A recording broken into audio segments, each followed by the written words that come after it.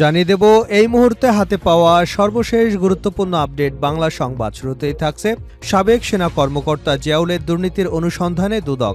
National telecommunication monitoring সেন্টারের সাবেক মহাপরিচালক ও সাবেক সেনা কর্মকর্তা জিয়াউল আহসানের বিরুদ্ধে অবৈধ সম্পদ অর্জনের অভিযোগ অনুসন্ধানের সিদ্ধান্ত নিয়েছে দুর্নীতি দমন কমিশন।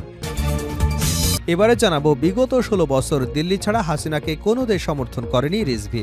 বিগত 16 বছর একমাত্র দিল্লি ছাড়া শেখ হাসিনাকে দুনিয়ার কোনো দেশ সমর্থন করেনি বলে মন্তব্য করেছেন বিএনপির সিনিয়র যুগ্ম মহাসচিব অ্যাডভোকেট রুহুল কবির রিজভী। বুধবার সকালে রাজধানীর শান্তিনগর এলাকায় কর্ণফুলী গার্ডেন সিটির সামনে ভারতীয় পণ্য বর্জনের দাবিতে এক অনুষ্ঠানে প্রধান অতিথির বক্তব্যে তিনি এমন মন্তব্য করেছেন। জানাবো ইজতেমা মাঠে সংঘর্ষে নিহত 4, আহত 50। গাজীপুরের টঙ্গীতে বিশ্ব ইজতেমা মাঠে নিয়ন্ত্রণ নিয়ে দুগ্রুপের সংঘর্ষে 4 জন নিহত এবং 50 জন আহত হয়েছেন। টঙ্গী পশ্চিম থানার ভারপ্রাপ্ত কর্মকর্তা ইস্কান্দার হাবিবুর রহমান সকালে গণমাধ্যমকে জানান, ভোর রাত 3টার দিকে ইজতেমা মাঠে জুবায়ের ও সাতপন্থীদের মধ্যে সংঘর্ষ শুরু হয়। এদিকে 250 মণ ধান লুটের অভিযোগ যুবদল নেতার বিরুদ্ধে। পটুয়াখালীর কুয়াকাটায় লুমার রাখাই নামের এক নারীর প্রায় 250 মণ ধান লুট করে নেওয়ার অভিযোগ উঠেছে যুবদল নেতা মোহাম্মদ আলী আক্কাসের বিরুদ্ধে। বুধবার এ ঘটনায় বিচার চেয়ে কুয়াকাটার প্রেস ক্লাব হলরুমে সংবাদ সম্মেলন করেন ভুক্তভোগী লুমা। এবারে থাকছে অনুমতি ছাড়াই বাংলাদেশে ভারতীয় চিকিৎসকরা কাজ করছে ডক্টর রফিক। বিএনপির স্বাস্থ্য বিষয়ক সম্পাদক ডক্টর রফিকুল ইসলাম বলেছেন, ভারত বাংলাদেশে তাদের পোষ্য সরকার পতনের পর থেকে আমাদের জন্য চিকিৎসা সহ সকল ভিসা স্থগিত রেখেছে। ভারত বাংলাদেশের জনগণের সঙ্গে বন্ধুত্ব চায় না, বন্ধুত্ব চায় একটি বিশেষ গোষ্ঠীর সাথে। ভারত বাংলাদেশে বৈধ কাগজ নিয়ে চিকিৎসার জন্য যায়। ভারতে বাংলাদেশিরা বৈধ কাগজপত্র নিয়ে চিকিৎসার জন্য যায়, ঘুরতে যায়। অথচ বিএমডিসির অনুমতি ছাড়াই ভারতীয় চিকিৎসকরা বাংলাদেশে মোটা অঙ্কের অর্থের বিনিময়ে ডাক্তারি করে যাচ্ছেন। জনগণের আন্দোলনের ফসলের যে সরকার, সেই অন্তর্বর্তী সরকার কোনো নজর দিচ্ছে না। এবং সর্বশেষ জানাবো আন্তর্জাতিক সংবাদ। সিরিয়া ভূখণ্ড ছেড়ে যাবে না ইসরায়েল, জাতিসংঘের নিন্দা। ইসরায়েলি সেনারা সিরিয়ার ভূখণ্ড ছেড়ে যাবে না, অধিকৃত গোলান মালভূমির তথাকথিত বাফার জোনে অবস্থান করবে বলে ঘোষণা দিয়েছেন ইসরায়েলের প্রধানমন্ত্রী বেনিয়ামিন নেতানিয়াহু। তবে ইসরায়েলের এমন সিদ্ধান্তের তীব্র নিন্দা জানিয়েছে জাতিসংঘ। এতক্ষণ শিরোনাম শুনছিলেন, এবার বিস্তারিত। প্রিয় দর্শক, আপনি যদি এই চ্যানেলে নতুন হয়ে থাকেন, ভিডিওটি দেখতে দেখতে চ্যানেলটি সাবস্ক্রাইব করে আমাদের সঙ্গে থাকুন। আর এই ভিডিও সম্পর্কে আপনি আপনার মূল্যবান মতামতটি কমেন্ট বক্সে জানিয়ে দিন। আর হ্যাঁ প্রিয় দর্শক, জানিয়ে দিন ভিডিওটি কোথা থেকে দেখছেন। সাবেক সেনা কর্মকর্তা জিয়াউলের দুর্নীতির অনুসন্ধানে দুদক। ন্যাশনাল টেলিকমিউনিকেশন মনিটরিং সেন্টারের সাবেক মহাপরিচালক ও সাবেক সেনা কর্মকর্তা জিয়াউল আহসানের বিরুদ্ধে অবৈধ সম্পদ অর্জনের অভিযোগে অনুসন্ধানের সিদ্ধান্ত নিয়েছে দুর্নীতি দমন কমিশন। দুদকের মহাপরিচালক আক্তার হোসেন এ তথ্য নিশ্চিত করেছেন। ইতিমধ্যে 3 সদস্যের অনুসন্ধান টিম গঠন করা হয়েছে। তিনি বলেন, জিয়াউল আহসান এবং সংশ্লিষ্টদের বিরুদ্ধে অবৈধ সম্পদ অর্জনের অভিযোগের প্রেক্ষিতে কমিশন এ বিষয়ে অনুসন্ধানের সিদ্ধান্ত গ্রহণ করেছে। জিয়াউল আহসানের বিরুদ্ধে দুর্নীতি এবং ক্ষমতার অপব্যবহারের মাধ্যমে অবৈধ সম্পদ অর্জনের অভিযোগ রয়েছে। সেনাবাহিনী থেকে অব্যাহতি পাওয়া সাবেক মেজর জেনারেল জিয়াউল আহসানের বিরুদ্ধে ক্ষমতার অপব্যবহার এবং অবৈধ সম্পদের পাহাড় গড়া সহ অর্থ পাচারের অভিযোগ রয়েছে।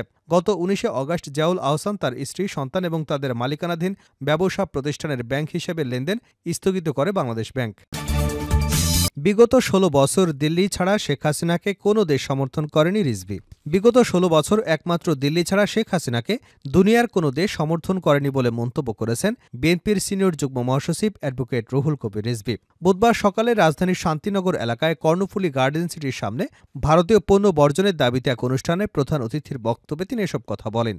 ভারতের প্রধানমন্ত্রী নরেন্দ্র মোদী বাংলাদেশের মুক্তিযুদ্ধকে অবজ্ঞা করেছেন অভিযোগ করে রুহুল কবির রিজভী বলেন, প্রতিবেশী রাষ্ট্র ভারত অহংকার করে নিজেদেরকে প্রভু মনে করে। তা না হলে ভারতের প্রধানমন্ত্রী নরেন্দ্র মোদী 16 ডিসেম্বর বলেছেন, 16 ডিসেম্বর হচ্ছে ভারতের ঐতিহাসিক বিজয়। তিনি তো বাংলাদেশের স্বাধীনতাকে, বাংলাদেশের স্বাধীন ভূখণ্ডকে, বাংলাদেশের মুক্তিযুদ্ধকে, বাংলাদেশের মুক্তিযোদ্ধাদেরকে ছোট করলেন, অবজ্ঞা করলেন। তিনি আরও বলেন, যুদ্ধ করেছে বাংলাদেশের দামাল ছেলেরা, লুঙ্গি কোষে বেঁধে নদী নালা খালবিল জঙ্গল থেকে পাকিস্তানি হানাদার বাহিনীকে প্রতিরোধ করেছে। আপনারা বন্ধু ভূমিকা পালন করেছেন, তাহলে এটা বাংলাদেশের বিজয় দিবস না হয়ে ভারতের বিজয় দিবস হয় কি করে? তার মানে ওনারা আমাদের মুক্তিযুদ্ধকে অবজ্ঞা করতে চান। আমাদের যে 30 লাখ মানুষ অকাতরে জীবন বিলিয়ে দিল, সেটাকে তুচ্ছ-তাচ্ছিল্য করতে চান। আমেরিকা যখন যুদ্ধ করেছিল ব্রিটিশদের বিরুদ্ধে, তখন ফ্রান্স আমেরিকাকে সাহায্য করেছিল। সেই 1976 সাল থেকে 1981 সাল, তাদের বিজয় না হওয়া পর্যন্ত।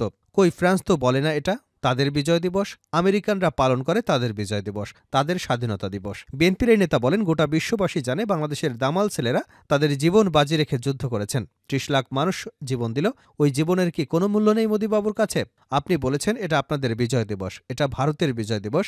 আমাদের মুক্তিযুদ্ধের সর্বাধারী কর্নেল এমএজি উসমানী সাহেব একটি কথা বলেছিলেন, ভারত যদি আমাদের সহযোগিতা নাও করত তারপরও বাংলাদেশ স্বাধীন হতো।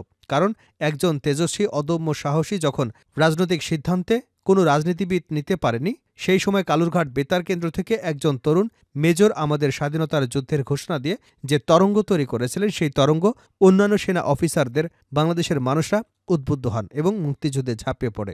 আজকে ক্যাপ্টেন মহিউদ্দিন জাহাঙ্গীর, মতিউর রহমান, হামিদুর রহমান এই বীর শ্রেষ্ঠরা কিসের জন্য জীবন দিয়েছে? ওরা কি ভারতের বিজয়ের জন্য জীবন দিয়েছে, নাকি তাদের নিজেদের দেশ তৎকালীন পূর্ব পাকিস্তানিদের কাছ থেকে বিচ্ছিন্ন করে এটা একটা স্বাধীন সার্বভৌম বাংলাদেশে প্রতিষ্ঠার জন্য যুদ্ধ করেছে? বিশ্ব ইজতেমা মাঠে সংঘর্ষে নিহত ৪, আহত ৫০। গাজীপুরের টঙ্গীতে বিশ্ব ইজতেমা মাঠের নিয়ন্ত্রণে দু গ্রুপের সংঘর্ষে ৪ জন নিহত এবং ৫০ জন আহত হয়েছেন। টঙ্গী পশ্চিম থানার ভারপ্রাপ্ত কর্মকর্তা ইস্কান্দার হাবিবুর রহমান বলেন, ভোর ৩টার দিকে ইজতেমা মাঠে জুবাইর এবং সাতপন্থীদের মধ্যে সংঘর্ষ শুরু হয়। সংঘর্ষের ঘটনায় স্বরাষ্ট্র উপদেষ্টা লেফটেন্যান্ট জেনারেল জাহাঙ্গীর আলম সচিবালয়ে সাদ এবং জুবাইর পন্থীদের সঙ্গে বৈঠক করেন এবং সংঘর্ষে ৪ জনের মৃত্যুর বিষয়টি সাংবাদিকদের নিশ্চিত করেন। স্বরাষ্ট্র উপদেষ্টা বলেন, আমি প্রথমেই গভীর শ্রদ্ধার সঙ্গে স্মরণ করছি আমাদের যে ৪ জন ভাই গতরাতে শহীদ হয়েছেন, আল্লাহ যেন তাদের বেহেশত নসিব করেন, আর যারা আহত হয়েছেন তারা যেন তাড়াতাড়ি সুস্থ হয়ে ওঠেন। তাদের সুচিকিৎসার জন্য যদি কোনো ব্যবস্থা নিতে হয় আমরা অবশ্যই নেব। হত্যাকাণ্ডে যারা জড়িত তাদের অবশ্যই আইনের আওতায় আনা হবে, কোনো ছাড় দেওয়ার অবকাশ নেই বলে জানান তিনি। তাদের মধ্যে রয়েছেন কিশোরগঞ্জের পাকুন্দিয়া উপজেলার এগরাসিন্ধু গ্রামের বাচ্চু মিয়া এবং ঢাকার দক্ষিণখান এলাকার বেড়াইদ এলাকার বেলাল। নিহত বাকি দুজনের পরিচয় এখনও নিশ্চিত হওয়া যায়নি। ২৫০ মণ ধান লুটের অভিযোগ যুবদল নেতার বিরুদ্ধে। পটুয়াখালীর কুয়াকাটায় লুমা রাখাইন নামের এক নারীর প্রায় ২৫০ মণ ধান লুট করে নেওয়ার অভিযোগ উঠেছে যুবদল নেতা মোহাম্মদ আলী আক্কাসের বিরুদ্ধে। বুধবার এ ঘটনায় বিচার চেয়ে কুয়াকাটা প্রেস ক্লাব হলরুমে সংবাদ সম্মেলন করে ভুক্তভোগী লুমা। অভিযুক্ত মোহাম্মদ আলী আক্কাস মাহিপুর থানা যুবদলের যুগ্ম আহ্বায়ক। সংবাদ সম্মেলনে লিখিত বক্তব্যে লুমা রাখাইন বলেন, আমার বাবার কাছ থেকে পাওয়া এবং আমার ভাইয়ের কাছ থেকে কেনা ৭.১৮ একর সম্পত্তি আমি আজীবন ভোগ দখল করে আসছি। হঠাৎ ২০২২ সালে যুবদল নেতার পরামর্শে আমার ভাইয়ের দ্বারা সম্পত্তি দখলের পাঁয়তারা করে আমার নামে একটি মিথ্যা মামলা দায়ের করে। পরে ৫ই আগস্টের পরে এই ভূমিদস্যুরা মাথাচাড়া দিয়ে ওঠে। আচমকা গত ১৭ ডিসেম্বর বিকেলে আমার জমিতে আমার বর্গা চাষি ধান কাটা শুরু করলে ওই আলী আক্কাস ৩০ থেকে ৩৫ জনের একটি সন্ত্রাসী দল নিয়ে এসে লাঠি সোটার দেশীয় অস্ত্র নিয়ে আমাদের ধাওয়া দিয়ে সব জমির ধান কেটে নিয়ে যায়। এসব জমিতে ২৫০ মণের মতো ধান হতো। লোমা রাখাইন আরও বলেন, আমার বাবা মংচিং কবিরা জীবিত থাকাকালে পুরো সম্পত্তি স্থানীয় মংফরম তালুকদারের কাছ থেকে মৌখিকভাবে বিক্রি করে। তবে রেজিস্ট্রি দলিল হবার আগে আমার বাবা মৃত্যুবরণ করেন। পরে আমি আমার বাবার নেওয়া পুরো টাকা মংফরম তালুকদার ফেরত দিয়ে পুরো সম্পত্তি ফেরত আনি। এই বিষয়টি কলাপাড়ার সাব রেজিস্ট্রি অফিসের মাধ্যমে অ্যাফিডেভিট করে নিয়ে আসি ২০০৪ সালে। পরে এই সম্পত্তির বিএস আমার নামে এবং খাজনা দিয়ে আসছি নিয়মিত। আমার আপন ভাই এমংচিং ওরফে ইয়াই মংচিং প্রায় ৪৫ বছর বার্মা ছিল। পরে ২০১০ সালে সে দেশে ফিরে এসে তার ওয়ারিশ সূত্রে পাওয়া সম্পত্তি দাবি করলে আমি তার পাওনা ২.৪০ একর সম্পত্তি ফেরত দেই। পরে আমার ভাই তার সেই ২.৪০ একর জমি আমার কাছে বিক্রি করে দেয়। এতদিন আমি পুরো সম্পত্তি ভোগ দখল করে আসছি। এর আগে যুবদল নেতা আক্কাস আলীর ছেলে রাব্বি হাং, ফিরোজ জাফর, মোহাম্মদ জলিল মোল্লা সহ অনেকে এই জমির ধান লুট করবার চেষ্টা করেন। তখন আমি বিষয়টি কুয়াকাটা পৌর বিএনপির এবং তলাচাপালি ইউনিয়ন বিএনপির সিনিয়র নেতাদের কাছে জানালে তারা কাগজপত্র দেখে আক্কাসকে জমির কাছে যেতে নিষেধ করে। এরপরও তিনি আমার ধান লুট করে নিলেন।